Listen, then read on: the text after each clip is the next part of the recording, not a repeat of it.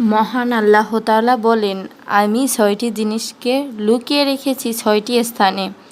আমি দ্বীন ইসলামকে রেখেছি ক্ষুধা, দারিদ্রতা ও ধৈর্যের মধ্যে। কিন্তু মানুষ তা খোঁজে উদারপূতি ও দুনিয়ার সচ্ছলতার মধ্যে। মহান আল্লাহ তাআলা বলেন, আমি সম্মান রেখেছি শেষ রাতের ইবাদতে। কিন্তু মানুষ তা খুঁজে শাসক ও ক্ষমতাবনের সহচর্যে। মহান আল্লাহ তাআলা বলেন, আমি সুখ স্বাচ্ছন্দ্য রেখেছি জান্নাতে, কিন্তু মানুষ তা খুঁজে দুনিয়াতে। আমি বরত্ব রেখেছি বিনয় ও নর্মে, কিন্তু মানুষ তা খোঁজে অহংকারে। মহান আল্লাহ তাআলা বলেন, আমি ধনী হওয়া রেখেছি অল্প তুষ্টিতে, কিন্তু মানুষ তা খোঁজে লোভ লালসার মধ্যে।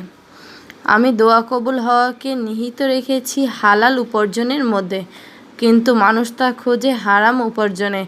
আল্লাহ তাআলা আমাদেরকে সঠিকভাবে আমল করার তৌফিক দান করুক। আমিন।